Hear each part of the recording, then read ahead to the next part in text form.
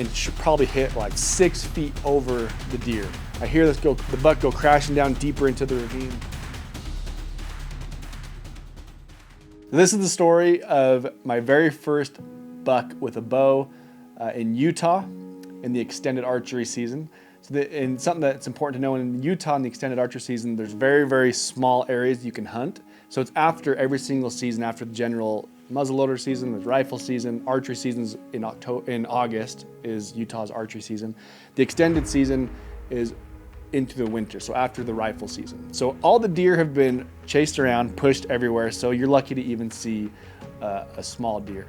And there's very, very limited areas where you're allowed to hunt. The purpose of the extended season is to put pressure on the deer herds, to get them away from the general population, to push them up into the mountains more. Where I live is right at the base of the Rocky Mountains, and so in an effort to push the deer away from residential areas, they open up the extended season for archery hunters only.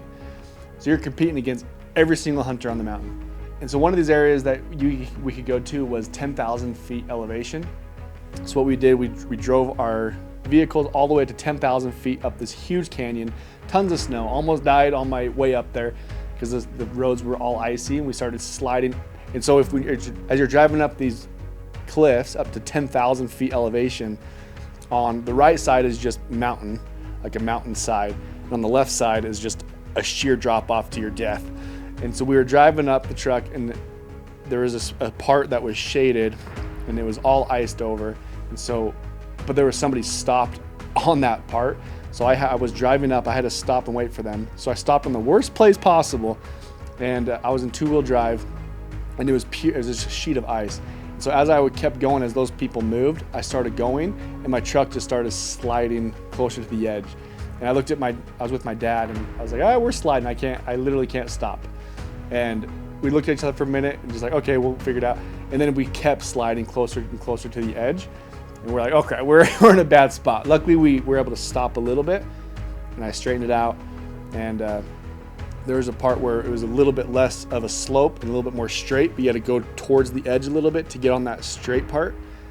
So I did that in order to not keep sliding. And luckily, put it in 4-wheel drive, got a little bit of traction, and kept going up the mountain. So we were saved, almost died, but we didn't. So we keep cruising up, trying to get to 10,000 feet elevation to be able to hunt this little teeny pocket where, mind you, there's 50 other bow hunters chasing the same 2 deer on the mountain. So we get up to 10,000 feet elevation, and we decide to hunt this draw.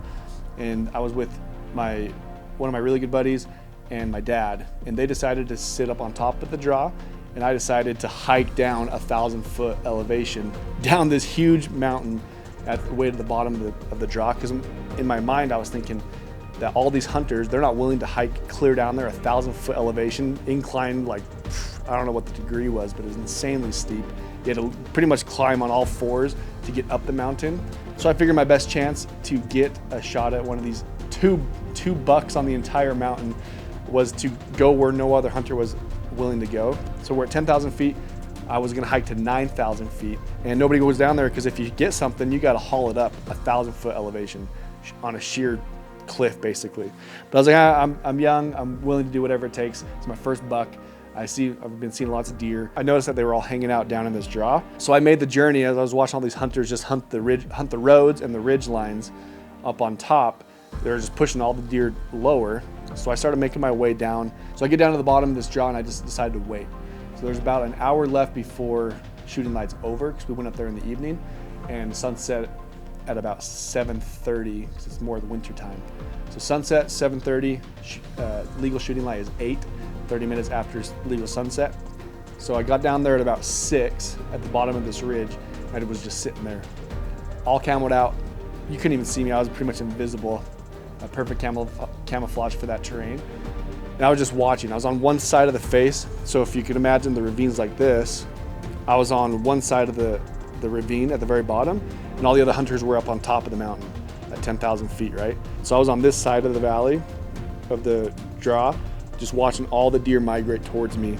And there was a couple little bucks in there, so I decided, hey, I'm gonna take a whack at one of these bucks. So I was just watching, waiting for my opportunity. And these bucks were rutting super hard. So they were chasing all the does. I'm just trying to do the deed, right? So they were just chasing them around like crazy. The bucks had no idea I was there. They couldn't care less because they were just wanting to mate.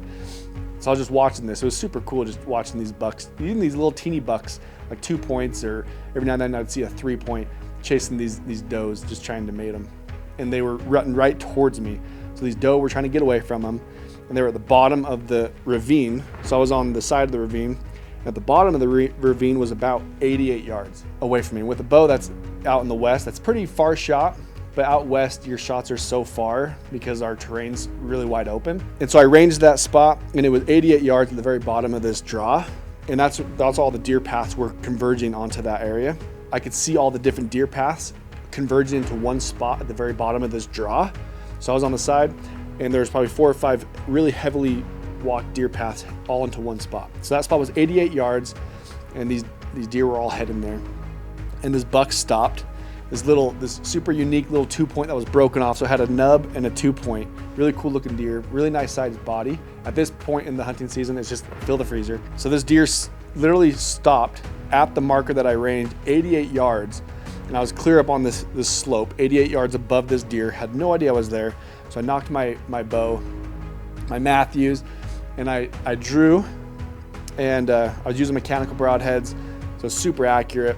I ranged him 88 yards, put my pin, I had an adjustable pin, put it at 88 yards, shot, and probably hit like 6 feet over the deer. Because I forgot my rangefinder is an old school golfing rangefinder, and it doesn't have elevation compensation. So I didn't realize my slope was so steep, and I was so in the moment that I just, 88 yards, hold it for 88, shot probably 5 or 6 feet over its back. Luckily, the deer didn't even move because it was so focused on these does that it just sat there and gave me another shot. I didn't have time to readjust, or I didn't even know what to readjust for as far as the distance, because my rangefinder doesn't tell me to compensate 88 yards, but compensate for this degree of drop or whatever. So I just Kentucky windaged it, put another arrow in, saw that it splashed on the snow, my arrow, about 5 feet above this deer. So I held the same pinpoint. I just put it about 5 feet below it, so probably at about its ankles I aimed, and I just sent it, let it go. I saw the buck rear up. I couldn't see my arrow, it was so far, because I didn't see a splash or anything. So I knew I hit it, I just didn't know how well I hit it. I hear the buck go crashing down deeper into the ravine, into this patch. I hear a big crash. And I didn't know what to make of it. I didn't know if it was it crashing, like dropping, or if it was running through the thick oak. So I heard it crashing through all these branches. I wasn't sure if I hit it, pulled out my binoculars and was looking at the snow where it was, and there was just blood everywhere. So I knew I hit it pretty dang good. Called my dad and my buddy up. Hey, I just got a buck, come down here, and they were not super happy about hiking 1,000 feet down this ravine and then 1,000 feet back up with a deer on our back. But I went down there, not 20 yards from where I hit it, it was dead. And it was probably the coolest looking buck. Here's the picture. Here's the skull I got Euro mounted, and super unique little guy, 2 point with a broken off right side. So super unique buck for my very first bow kill. I just thought it was so cool that I was able to experience that with my dad and my really good buddy. And that is the story of my very first bow kill. And it took us 2 hours to hike 1,000 feet of elevation with this guy on our back.